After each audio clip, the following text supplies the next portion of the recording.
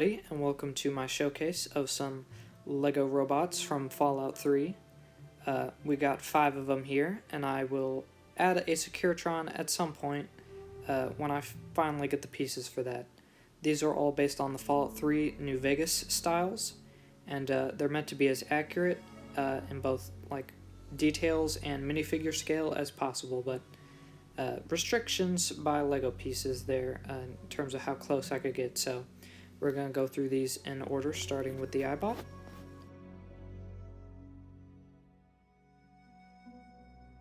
Here is the first of the robots. This is my Eyebot. Quite a staple of Fallout 3, and then you get an Eyebot as a companion in New Vegas, so it's kind of a fan favorite robot. I think it came out quite well with all the antennas coming off the back, and it does have a light gray hollow stud underneath to have that translucent rod to give it a stand, basically. And it's using a printed piece for the front, and I think this printed piece is really the best way to do the front of the Eyebot. I've seen other people use grill pieces, but it doesn't quite capture what the Eyebot's face really looks like, whereas this piece I think is probably the best thing in LEGO we have for that. And yeah, pretty simple, using a modified 1x1 with studs on all sides for the center to start the construction. And the Protectron and Mr. Handy use the same piece. It's one of the easiest ways to do something in that scale and build around like that. Now we will move on to the Protectron.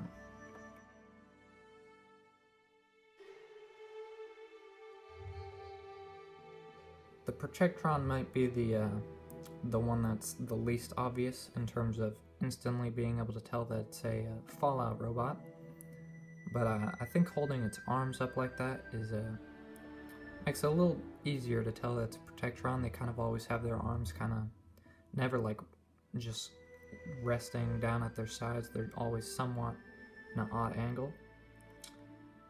Probably the most notable thing is how I built the head. The Protectron head is probably the hardest thing to capture in LEGO form, but I think this works well enough trying to capture that shape.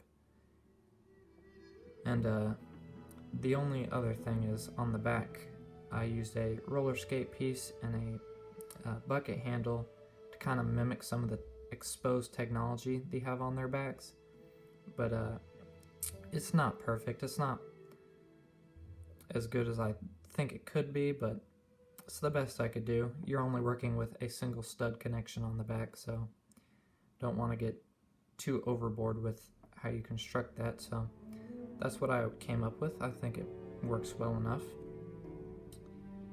And yeah, that's the Protectron. I think it looks pretty good. I'm happy enough with it.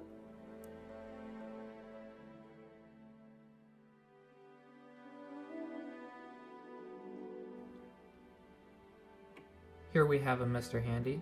I think this one came out quite well.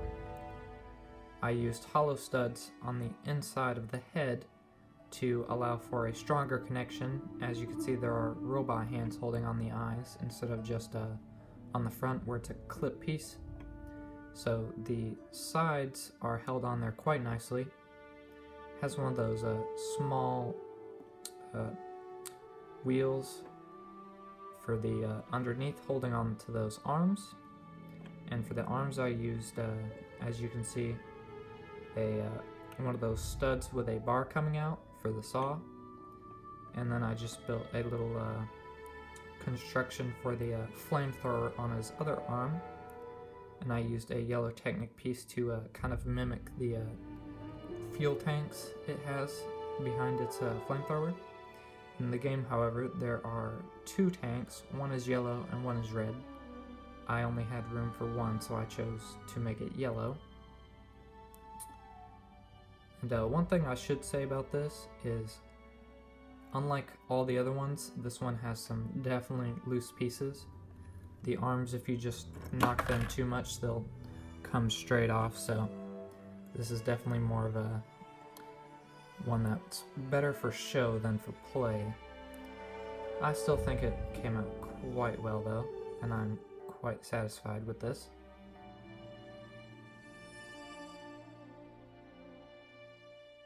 Here we have the Robobrain. This was probably the thing that inspired me to make all these, because I've always had these SpongeBob jellyfish pieces for so long. I wasn't sure what to do with them, and I thought, you know what, that would probably make a pretty good brain in a jar. So here we have the Robobrain. It does have working tank treads, however they're not perfectly functional. They do get stuck sometimes, just the way they're built in that kind of triangle shape. And the arms are extremely articulate, being using the pieces that they are. And I think this one worked out pretty well. The most glaring inaccuracy from the in-game models for this one is the head is not actually like extended out of the body like that. Like, the head is very obviously supposed to be its own head, but for the Lego version I had to kind of have the dome be as wide as the body itself. So that's unfortunate, but I think it came out pretty well regardless. Maybe Lego will make some pieces down the line which will allow me to improve this a bit, but for now I am satisfied with this.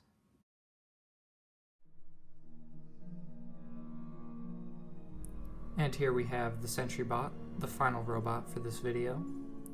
This one was the hardest to make accurately. This is the third version I've made, and I'm quite pleased with how it finally turned out. It does have the 3 legs, but as you can see, the third leg is kind of static. It's not supposed to move much. If all 3 of the legs were loose, then it wouldn't really be able to stand. It does have a stand though, with those translucent pieces on the bottom, just to make sure that it can stand up properly. The arms have 2 points of articulation. They can move up and down here, as well as swivel at the elbow there. And I have it kind of in its passive pose at the moment. When the SentryBot's not attacking, it just kind of has its arms down like that. But very easily can make it look like it's ready to attack. The most interesting thing is probably how I did the head. It's using, as you can see, there's not really any way to connect it on the bottom of that piece, with me trying to get those cheese slopes on the side to kind of mimic the shape it has. So it's just connected with a clip on the back, but I do think doing that allows it to have a much more accurate shape to what it is in the game. And it has the missile launcher arm and the minigun arm. I think I like the missile one a little better. It's a little more accurate, I feel like, mostly just because of the barrels on the minigun. Just uses that lightsaber piece, but that's really the best I could do in that scale. And it can like swivel around like this, even though it doesn't really do that much in the game. There you go. Well, there's all my Lego Fallout robots. If you have any comments or suggestions on how I could make this better, please let me know. Here's a minifigure so you can see the scale difference. So you can see that they are a little bit bigger than they're supposed to be, but what are you gonna do with, you know, the Lego pieces available? If you like this video and you'd like to see more Lego Fallout content, I have a New Vegas mock on the way that I'm almost done with, as well as lots of other ideas and plans for future videos. So if you could subscribe, that would mean the world to me. Plenty of content on the way. Thank you all so much for watching, and I hope to see you in the next one.